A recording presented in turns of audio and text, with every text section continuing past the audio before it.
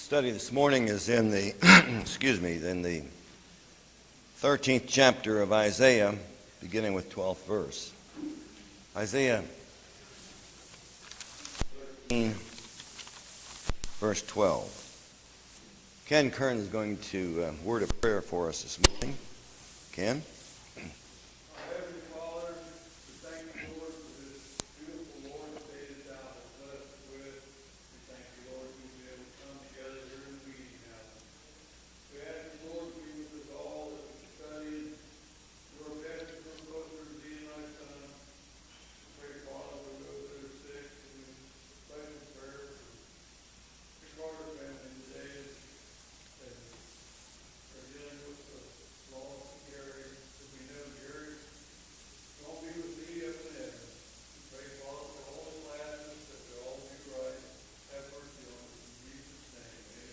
Amen. Well, of course, the main theme of, in my opinion, the main theme of Isaiah is the coming of the new age, the coming of the Christ, the New Testament church. But in last week's lesson and this week's lesson, we're talking about Babylon. As I was thinking about, I saw this article in the paper this week about a particular denomination reaching out, I guess, with an outreach, and their the venue for their outreach has a sign on it. 4:37, 9:30, drink beer here. And I was just thinking, with the God's description of the New Testament church, the Church of the Lord Jesus Christ, being such a special institution. And here there's it's being portrayed here in the paper, as we're going to have it here. We're going to have a gathering here in the some kind of a beer hall, I guess, a theater and whatever. It just seems such a contrast between what God is, how God has described the church and the way people, particularly in the denominational world, people, characterize the church or handle the church or relate to the church. And of course, the denominational world is, I'm not suggesting they are in the New Testament church, but it's just a kind of a disheartening to see that mankind in general, with the Bible in full view, mankind in general has such a dim view of the church. But in the 13th chapter of, well, that's the problem. In the 13th chapter, there's a burden of Babylon is described. Now remember, as we enter into this discussion, and as we begin in the 12th verse this morning, Isaiah was prophesying about events that would happen how many years in the future? 175 or so years. He was describing the downfall of Babylon before Babylon was a world power. Describing the downfall of Babylon before the Babylonians conquered Judah and Jerusalem and took the children of Israel into captivity. Now that's just amazing. That predictive prophecy is just amazing. And it all came to pass. So in the last week we discussed the first chapter 13, all about how God was going to punish the Babylonians. And reading verse 11 again, and I will punish the world for their evil. Now, we mentioned this before, but Babylon is mentioned in the book of Revelation as kind of the poster child for those that rebelled against God, right? You know, I wonder why. I wonder why God used Babylon as the symbol of rebellion against God. I wonder why that was. Yeah, I guess it doesn't have any relevance, but I wonder why God used Babylon. There were a lot of evil empires, right? The Assyrian Empire was evil. The Grecian Empire, the Roman Empire. But in the book of Revelation, God uses Babylon as the symbol of evil, right? Of rebellion against him. I wonder why Babylon was, chosen to. Why? Because their leaders were more arrogant, thought themselves better than God than most of the others. Could have been. We looked at last week, we looked at Daniel,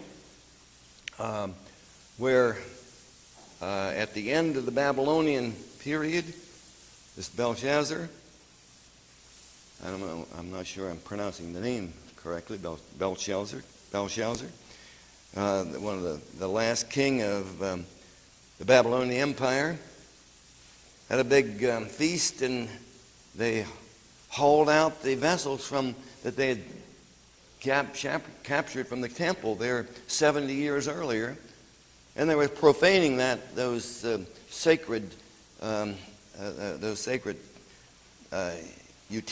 utensils, and drinking out of them. And that's when that hand started writing on the wall. And the interpretation of the language that was on the wall was, you're hanging in the balances and found wanting, And that was the end of that regime. Well, I suppose there's no answer as to why God chose Babylon to be the emblem, the symbol of rebellion against him. But here in the 11th verse, I will punish the world for their evil and the wicked for their iniquity, and I will cause the arrogancy of the proud to cease, and will lay low the haughtiness of the terrible. Now, we keep coming across this idea about arrogance. People that have power sometimes become arrogant, right? Look at the world stage today, and look at that leader of North Korea. Now, there's an arrogant guy. Look at the European leaders. A lot of arrogance there. Look at the leaders in the United States. A lot of arrogance there, right?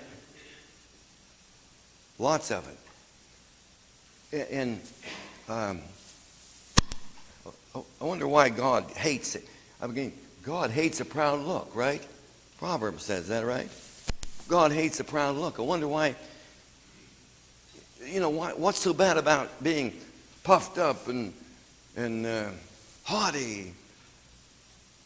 Well, because you lose sight of what's right and wrong, and you think you're in control, and like you did something. You didn't do nothing. Yeah. But the world leaders aren't the only ones that are arrogant, right? Think of the people who say, as is identified in Scripture, no God. What's that all about? When a person takes the position that there's no God, is that arrogance? What it is saying is, man, or the individual, is the highest order in the universe. Now, isn't that something? The created says, I am the highest order. Isn't that essentially, though, the very first sin was man saying, you know what, I'm good enough, and even though the scripture would say I'm good enough, but basically to be God, or to be, as God. And that's an awful mighty step of arrogance to think that you're going to be God yourself. Yeah, it's a good point that there was that, I guess behind that sin was maybe the desire to be God. Okay? Or to be on par with. So God just, this arrogancy, as the King James Version says there in the 11th verse of the 13th chapter, arrogancy of the proud to cease, and will lay low the haughtiness of the terrible. I will make man more precious than fine gold. I will make man more precious than fine gold, even a man than the golden wedge of Ophir. What's that about? I will make man more precious than fine gold.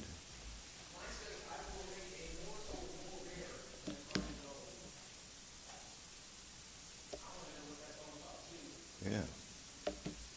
Well, what's that all about? I will make mortal more arrogance than. So what's that? What's the message there for us?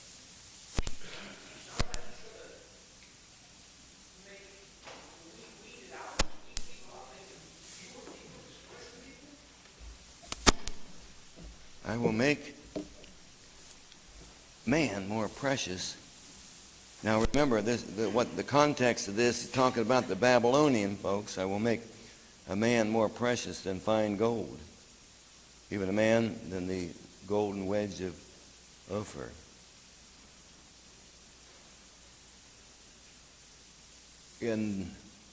When Babylon is destroyed,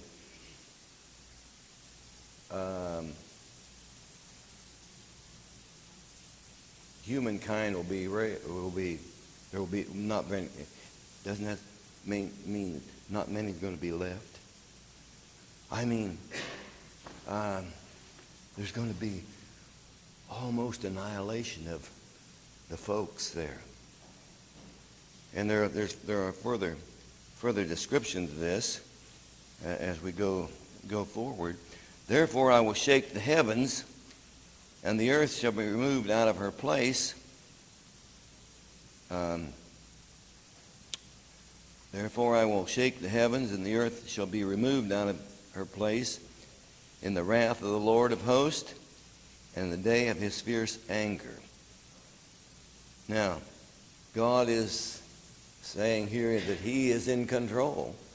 And that metaphorical language there that I will shake the heavens and the earth, does that mean that God's going to be, giving the earth some, we're not going to have the same, the same day, the seasons and so forth? What's he talking about there? I mean, there's going to be a cataclysmic. It's going to this destruction is going to be phenomenal. This destruction is going to be horrible, terrible. And he connects that with the day of his fierce anger. Why is God so angry about it? Why is God so angry here with the Babylonians? Why was God so angry with the Assyrians? Why was he so angry with the Canaanites? Why was he so angry with Judah? Very simple. They were evil. In verse 14, and it shall be as the chased roe, and as the sheep that no man taketh up. They shall every man turn to his own people, and flee every man in his own land. Now, when Babylon, when Babylon is destroyed here, the people that have been, in some cases, conscripted to, or brought in to, serve in the Babylonian empire from other nations. The practice was to take the up and coming people, save them, and have them serve in the government and serve, like Daniel and Shadrach, Meshach, and Abednego, the Hebrew children, served in the Babylonian empire. Now, you might, have you ever wondered, here now talking about things that were happening 775 years in the future, when Daniel was brought before Belshazzar and predicted and said, you're finished. I wonder what happened to Daniel. I guess it's just a kind of a strange idea that I have, wondering about things like that. Suppose he escaped? What do you think? Well, I suppose he got out of Dodge. Pardon me? Yeah. So there were other people, I suppose, besides Hebrews, but these people, I think this is what it's saying. They're going to escape. They're going to go back to their own land. Verse 15: everyone that is found shall be thrust through. Now, this the awful description here. They'll be thrust through. Everyone that is joined unto them shall fall by the sword. Their children also shall be dashed to pieces before their eyes. Their houses shall be spoiled and their wives ravished. A horrible description, a description of horrible events to come. And of course, this was all predicted 175 or more years before it happened. Behold, I will stir up the Medes against them, which shall not regard silver or for gold. They shall not delight in it. Now, in world history, this Medo-Persian Empire, how did that come about? And were the Medes or the Persians dominant? The first ruler of the Medo-Persian Empire was Darius, and he was a Mede. And then Cyrus was a Persian. So, how could Isaiah? Now think about this. How could he predict this thing about the Medes and the Persians? And how could Isaiah ultimately name the Persian ruler that would release the Jews? Now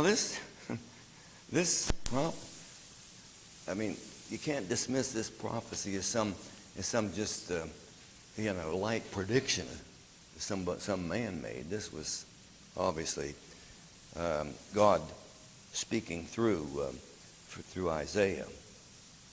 But I will stir up the Medes against them, which shall not regard silver or for gold, and they shall not delight in it. Now, in other words here, they're not going to be bought off. Remember that, well, those Old Testament kings would try to, they'd send a load of silver and gold to an enemy. And what was the idea of that? A bribe to keep them from being attacked. Well,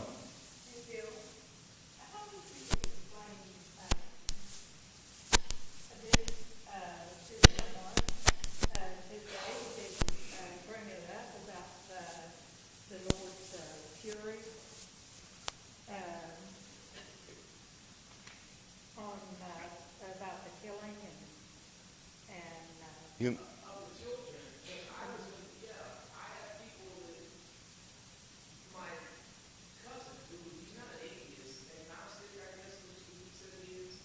He brought up that particular thing too about dashing children.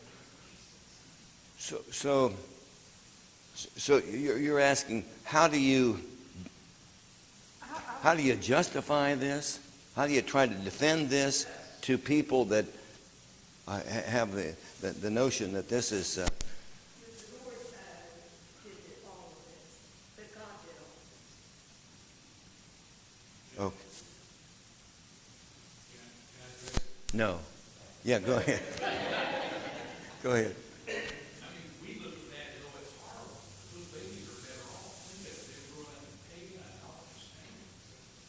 They would grow up, they'd be lost. Dying as children, they were far better off. So really, it depends on your perspective. Would you rather those children grow up, be pagans, die, and be lost eternally, or be destroyed in infancy? And Well, not only the children, the women will pray. Well, let's go back to the big picture. Who is the creator of the universe? Who is the sovereign of the universe? Who is in control of the nations? Who is the God of the universe? Well, God is. Oh, okay. Now, if we can't accept that, if we can't accept the sovereignty of God, right? Then we can question all of his movements and all of his decisions, all of his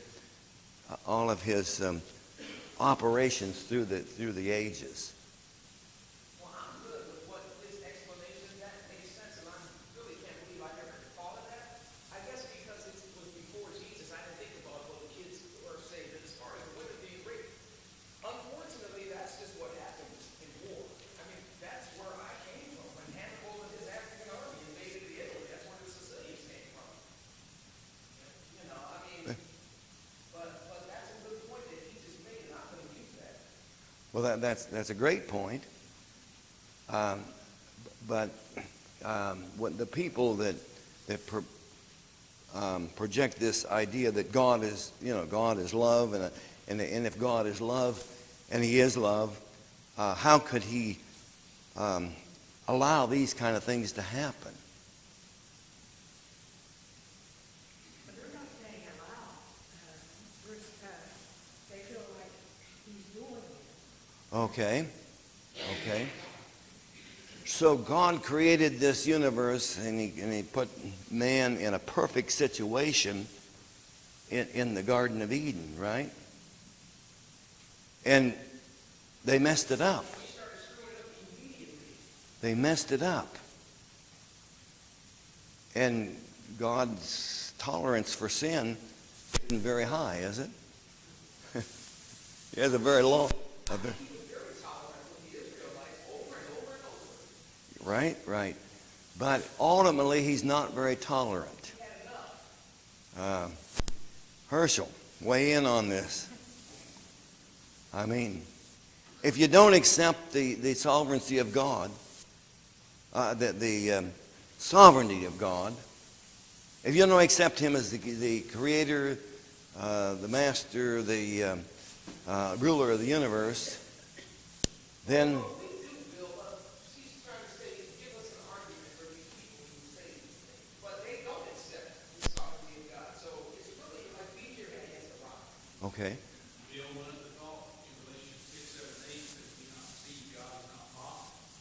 And that principle he gives following that is good from time to time. Whatsoever a man soweth, that shall he also reap. If you look at the Philistines, the Assyrians, they were cruel, just vicious people. You read about the Assyrians, man, they would skin their enemies alive and capture them in battle, and they would just do all kinds of atrocities. Today, we have a war crime court. And so basically, they were reaping what they sowed. As part of the explanation also for the adults, they were simply receiving retribution for what they had done to others, which is the universal principle of God, that you reap what you sow, and sometimes it's not immediate. You may be years down the road before eventually we're going to reap what we sow. So what you're saying kind of is that, and drawing on what you're, in terms of mankind's doing it to each other. Right? Herschel?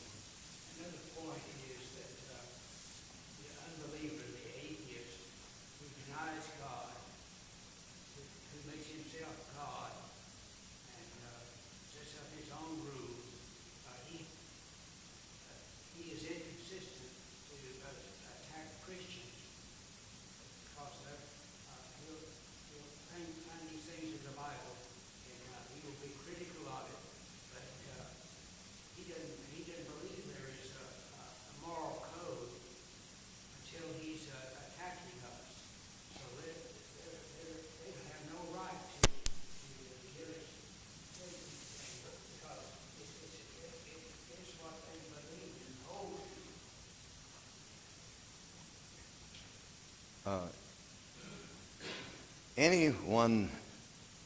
Any non-believer or an agnostic is going to find something to try to justify their atheism or their agnostic views, right? I mean, No moral. In fact, some atheists have said that they deny God because if there's no God, then they're free to do what they want to. Some are very explicit to say, you can engage in sex all I want to, no problem. There's no God to have to answer to. so I would go back to my my original statement. If you don't accept the sovereignty of God, then I mean that's where we have to get people to start. I think I have a little bit of thought. When this conversation came up, why did things happen? Why did they kill the children? Why did they kill the women? Why did they rape women? Et cetera, et cetera. Essentially, what's running through my mind is why good things happen to bad people. I think that's the general gist of what people are arguing. Would that be correct or would that be incorrect? Insane. Yeah? Well, God provides the rain on the just and the unjust. Yeah, that's what I was going to go into. I was asking them about what they're saying, that people are arguing for that. Pretty much. Yeah, why good things happen to bad people? Pretty much. Okay. Well, the thing that went to my mind would be the book of Job, which we don't know when it was written, but it's got this story of a man named Job. He was tempted. In the story we get this view of what it's like, I don't know what it's like up there, like Job chapter 1.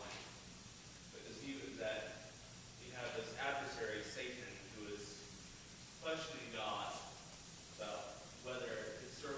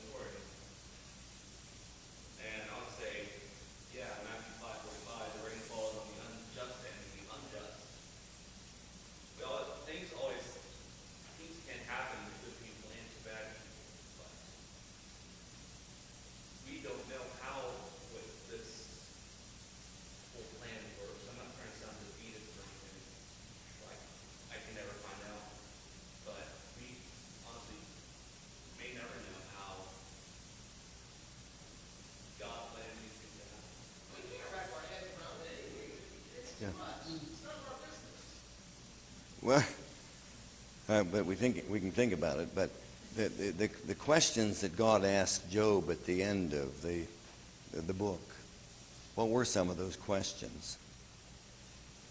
Where were you, Job, when I laid the foundations of the earth? He probed. Pardon me? Yeah. You know, can you draw the behemoth out of the sea? And the mysteries, do you know the mysteries of snow? I mean, man's, what he was, I think, trying to get to Job to understand is that, you know, Job, you're not on the same level as me, God. You know, you're not. And so we just have to accept that God is God. In the creation, mankind is mankind. And as you were pointing out, we don't know. We can't, and to use your words, get our minds wrapped around all of this. And so then where does that put us? That puts us in a position of faith, having to accept.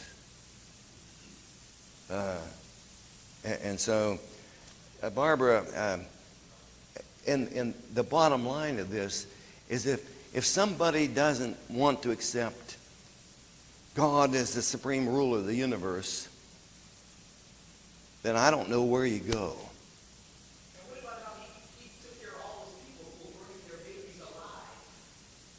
In those statue things, they were Yeah. real hot, put their babies in there. Yeah. He destroyed them for that. Yeah. So a principle, God cannot tolerate evil, and he destroys evil. We didn't question our parents. I mean, back in our day, we better not, you know, I don't know about now. Yeah. But if I would have asked my, you know, think I'm missing some teeth now, I gotta go to the dentist. Okay.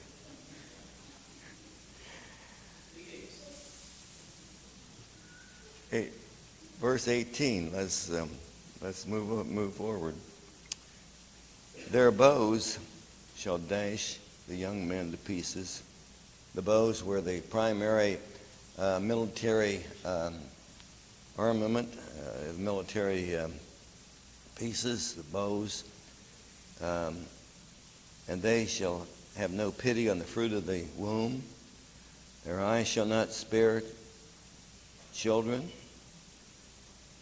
He's talking about those that would attack and destroy the Babylonians. And Babylon, the glory of kingdoms, the beauty of the Chaldeans.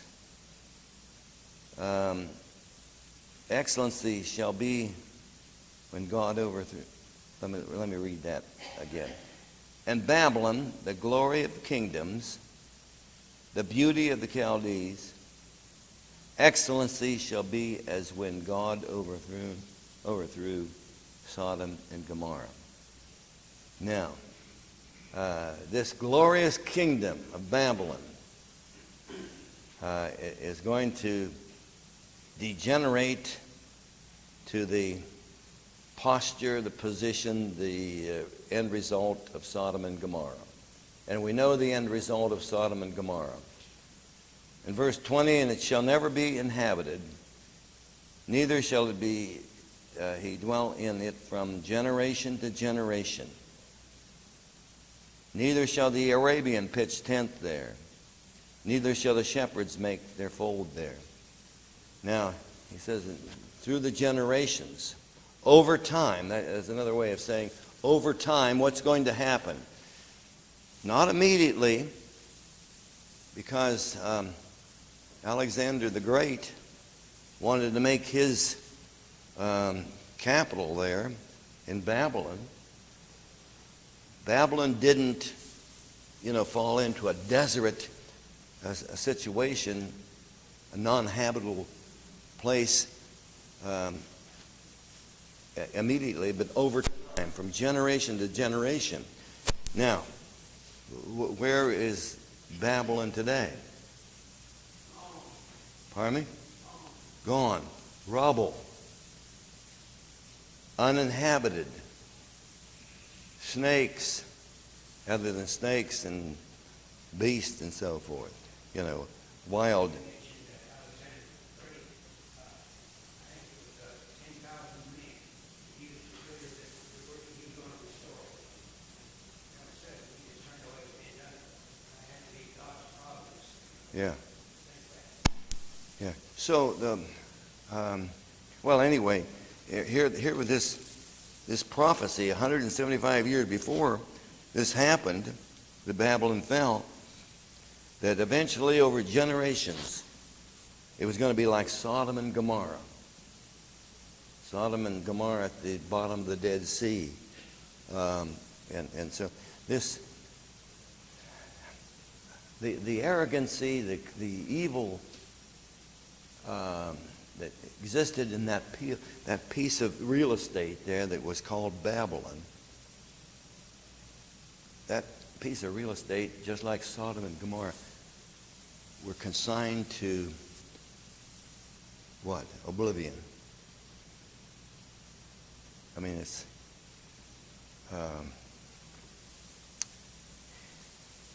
shall never be inhabited, neither shall it be dwelt in from generation to generation. Neither shall the Arabian pitch tent there, neither shall the shepherds make their fold there.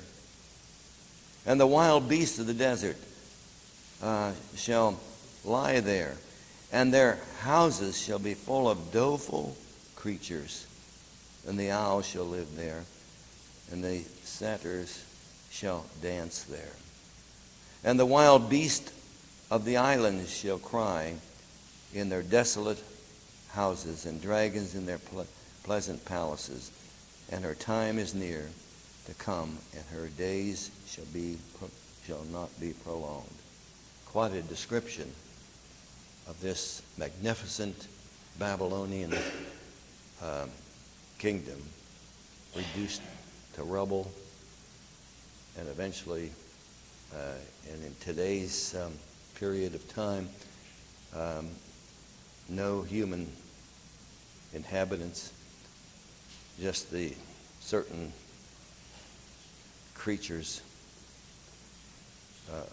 in the animal kingdom. And they did it to themselves. Think about it. It's just like how, way back, say, in the early 1900s, the late 1800s, how, we talk about how everybody was believing in God and in the Bible, and how slowly but surely as time went on. That's because of our own arrogance. And we thought we knew better, and how human beings just changed it. And now, here we are in 2017 with this generation of people who think that they know best, even worse than it's ever been, that they're old something. And look, all you see on TV constantly, these commercials, all you see is people having sex and homosexuality. That's what all the TV shows are about now, just about. In chapter 14, continuation, chapter 14, except for the last 9 verses of the chapter, continues to deal with the Babylonian destruction. The last 9 verses relate to the Assyrians and the people of Philistia. But in verse 14, or chapter 14, verse 1, for the Lord will have mercy on Jacob and will yet choose Israel. Now, this is interesting. Shall choose Israel. Well, we learned in Hosea. We've learned in Jeremiah about a new covenant. We've learned in various prophecies that there's going to be a new, a new covenant. So what does this mean? For the Lord will have mercy on Jacob and will choose Israel and set them in their own land. And the strangers shall be joined with them. and they shall cleave into the house of Jacob. Does that go back to the promise of Abraham? God made Abraham? Well, we just, I guess, need to pick that up next week. Pardon me? No. Thank you. I just...